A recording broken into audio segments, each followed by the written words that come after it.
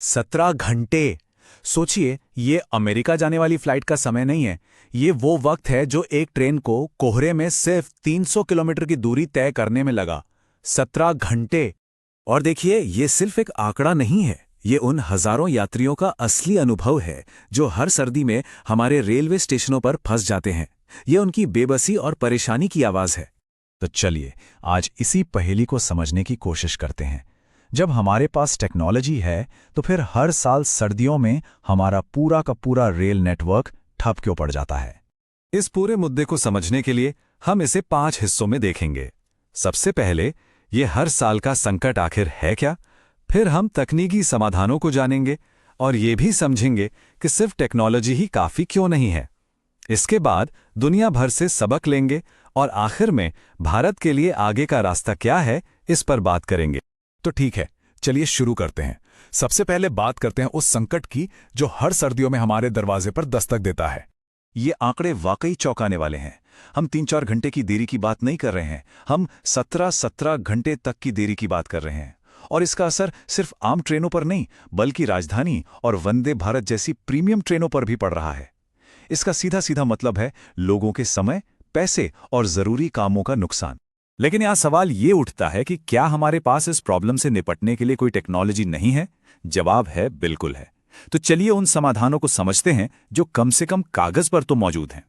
अब देखिए, हमारे पास 2 मुख्य तकनीकें हैं। एक है फॉग सेफ्टी डिवाइस यानी FSD, जो GPS पर काम करता है और लोको पायलट को बस ये बताता है कि आगे सिग्नल आने वाला है। दूसरी तरफ है कवच, जो एक कहीं ज्यादा एडवांस सिस्टम है। लेकिन सबसे बड़ा फर्क क्या है?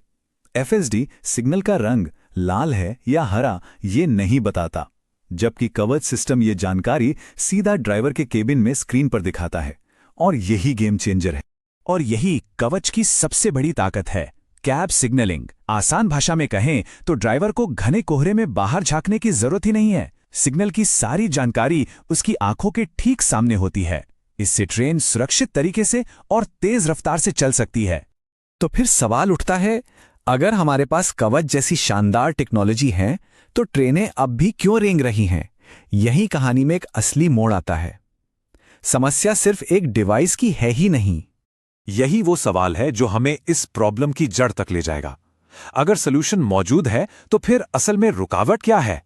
जवाब इस एक आंकड़े में छिपा है, 2500 किलोमीटर।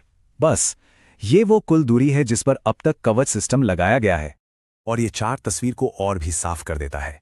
हमारा 69,000 किलोमीटर से भी लंबा ब्रॉड गेज नेटवर्क है और उसके मुकाबले कवच सिर्फ एक बहुत ही छोटे से हिस्से पर लगा है। यही वो विशाल अंतर है जो इन देरी की सबसे बड़ी वजह है। और चुनौती सिर्फ कवच की धीमी रफ्तार तक ही नहीं है। हमारे ज्यादातर ट्रैक 160 किलोमीटर प्रति घंटे की स्पीड के लिए बने ही नहीं हैं। पटरियों के किनारे फेंसिंग की कमी है और नेटवर्क पर ट्रैफिक का बोझ इतना ज्यादा है कि ट्रेनें वैसे भी अपनी पूरी रफ्तार से नहीं चल पाती। तो क्या ये समस्या सिर्फ भारत की है? दुनिया के दूसरे बड़े देश भी तो ऐसी मुश्किलों का सामना करते होंगे। चलिए देखते हैं कि वो खराब मौसम से कैसे निपटते हैं। ये बिल्कुल साफ दिखाता है कि समस्या को हल किया जा सकता है। जापान में ऑटोमेटिक ट्रेन कंट्रोल सिस्टम है, चीन AI का इस्तेमाल कर रहा है और पूरे यूरोप में एक स्टैंडर्ड कैब सिग्नलिंग सिस्टम है। इन सभी जगहों पर एक बात कॉमन है, टेक्नोलॉजी और इंफ्रास्ट्रक्चर साथ साथ चलते हैं। तो इस पूरी तस्वीर को देखने के बाद भारत के लिए आगे का रास्ता क्या है? जवाब सिर्फ टेक्नोलॉजी में नहीं, बल्कि उसके साथ होने वाले एक बड़े बदलाव में है। तो लब्बो लुबाब यह है कि समाधान 2 हिस्सों में है। पहला, कवच सिस्टम को बहुत तेजी से पूरे देश में लगाना होगा और दूसरा, हमें अपनी पटरियों को भी अपग्रेड करना होगा, उन्हें तेज रफ्तार के लिए तैयार करना होगा और जानवरों या इंसानों को ट्रैक पर आने से रोकने के लिए फेंसिंग करनी होगी। असल में यह मुद्दा सिर्फ एक डिवाइस या एक टेक्नोलॉजी का है ही नहीं, ये पूरे सिस्टम को मॉडर्न बनाने के कमिटमेंट का है। क्योंकि जब तक हमारे ट्रैक तैयार नहीं होंगे, तब तक कवच जैसी बेहतरीन तकनीक भी अपनी पूरी ताकत से काम नहीं कर पाएगी।